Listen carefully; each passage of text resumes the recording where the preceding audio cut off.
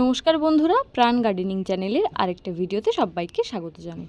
বন্ধুরা, গাছ তো আমরা ছাদ বাগানে ভরে করি, কিন্তু গরমকালে আমাদের বেশিরভাগ গাছই এইভাবে ঝিমিয়ে পড়ে। আচ্ছা, আমাদের গাছগুলো হিট স্ট্রেসে চলে যাচ্ছে না তো? সেই দিকে আমাদের মোটামুটি লক্ষ্য রাখতে হবে। গরমকালের এই হিট স্ট্রেসটা হচ্ছে একটা বড় সমস্যা। আমাদের অনেক গাছপালাই এইভাবে শুকিয়ে যায়। এর থেকে বাঁচতে আমরা কি কি উপায় অবলম্বন করব সেই নিয়ে আমি আজকে আলোচনা করব। বন্ধুরা, প্রথমেই আসবো যে বিষয়টা, যে এই সময় কিন্তু তাপপ্রবাহ মোটামুটি চলতে থাকে দক্ষিণবঙ্গে সব জায়গায়। উত্তরবঙ্গেও কিন্তু তাপমাত্রাটা বেশ ভালোই থাকে। তাই মোটামুটি আমরা চেষ্টা করব গাছগুলো যাতে খোলা আকাশের তলায় একেবারে না থাকে।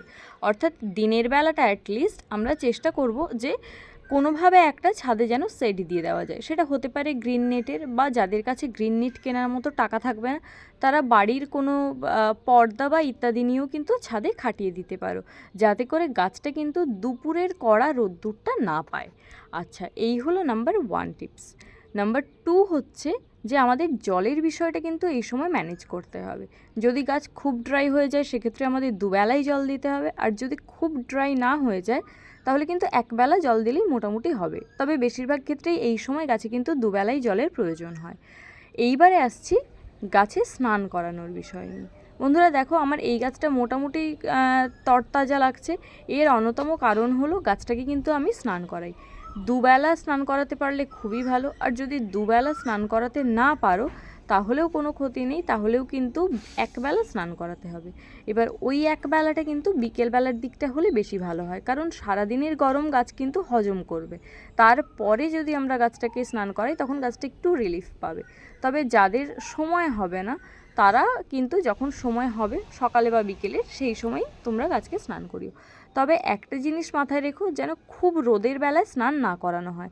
তাহলে সূর্যের আলোতে যখন গাছের পাতার ওপর পড়া জলটা বাষ্প হবে, সেই সময় কিন্তু গাছের পাতার অনেক জায়গা পুড়ে পুড়ে যেতে পারে।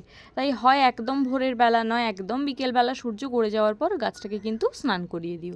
এরপরে আমাদের যে বিষয়টায় লক্ষ্য রাখতে হবে সেটা হলো গাছের মালচিং। বন্ধুরা, শুকনো এইভাবে যে বাগানের পাতাগুলো থাকে সেগুলো গাছের তলায় টবের গোড়ায় দিয়ে আমরা মালচিং করে দিতে পারি, যাতে টবের গোড়ায় দেওয়া জলটা খুব দ্রুত উপরে উড়ে না যেতে পারে। শুকনো পাতা দিয়ে যেমন কাজটা করা যায়, আবার কিন্তু এই গোবরের গুঁড়ো বা কাঠের গুঁড়ো দিয়েও করা যায়। তবে কম্পোস্ট দিয়ে মালচিং করার সুবিধে হলো প্রতিদিন যখন জল দেবো ওই কম্পোস্টটা জলে ধুয়ে ধুয়ে একটা স্লোলি জৈব খাবার গাছকে সাপ্লাই দিতে থাকবে। তবে তোমরা কিন্তু কোকোপিট দিয়েও মালচিং করতে পারো। আমার গাছগুলোকে বিশেষত আমি সকালবেলার দিকটা পুরোটাই রোদে রাখি, এবং এমন জায়গায় রাখি যেটা দুপুরের পর আর রোদটা পড়ে না, এবং রাতের বেলা একদম খোলা আকাশের তলায়, অর্থাৎ শিশির যাতে পায় সেইভাবে রাখি। তোমাদের অপশান থাকলে তোমরা এটাও করতে পারো। এর পরের যে দিকটা আমাদের লক্ষ্য রাখতে হবে সেটা হচ্ছে এই সময় হিট পেয়ে ছাদটা তো খুব ভালো গরম হয়ে থাকে। তাই ছাদের যে প্রান্তটা আছে সেটা যখন টবের নিচের পোর্শনের সাথে টাচ হবে, তাতে কিন্তু টবের নিচের দিকটাও ভীষণভাবে গরম হয়ে যায়। তাই সেটা যাতে না হয়, তাই আমাদের কিন্তু কোনো একটা চেষ্টা করতে হবে স্ট্যান্ডের ওপর রাখার। আমার যেহেতু গাছগুলো পুরো দুপুরে রোদটা পায় না, তাই আমি খুব একটা স্ট্যান্ডের ওপর রাখিনি। তবে যাদের ছাদে সারাদিনই প্রায় রোদ পেতে থাকে তারা কিন্তু চেষ্টা করো কোনো একটা স্ট্যান্ডের ওপর গাছটাকে বসিয়ে দিতে। আর এই সময় গাছের ক্ষেত্রে একদম ভারী খাবার ব্যবহার না করে একদম হালকা ধরনের খাবার, জৈব খাবার, যেমন সর্ষের খোল পচা জল বা সবজির খোসা ভেজা জল, এগুলো সপ্তাহে একদিন করে প্রয়োগ করলেই হবে। মিশ্র জৈব খাবার বা রাসায়নিক খাবার এই সময় প্রয়োগ না করাই ভালো। তো এই ছিল আমার আরেকটা টিপস। এবার এর পরে আমি যে বিষয়টা নিয়ে আলোচনা করব সেটা হচ্ছে এই সব প্রসেস আমরা মেনটেন করার পরেও দেখি গাছের অনেক সময় পাতা পুড়ে যাচ্ছে, গাছ স্ট্রেসে চলে যাচ্ছে। তো এই সব বিষয় থেকে মোটামুটি গাছকে রক্ষা করার জন্য বাজারে কিন্তু অনেক স্ট্রেস রিলিফার পাওয়া যায়। আজকাল অনলাইন প্ল্যাটফর্মেও অনেক কিছু অ্যাভেলেবেল, যেমন গ্রিন মিরাকেল, ব্ল্যাক অমরুদ ইত্যাদি বিভিন্ন জৈব খাবার পাওয়া যায়। তো সিউইড এক্সট্রাক্ট দিলেও এই সময় গাছের স্ট্রেস অনেকটা কম হয়।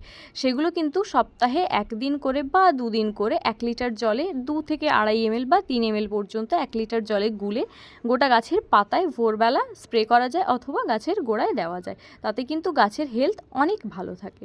তো আমি আমার গরমের গাছগুলোর মোটামুটি এইভাবেই যত্ন করছি। তোমরাও তোমাদের গরমের গাছগুলোর এইভাবেই যত্ন করতে থাকো।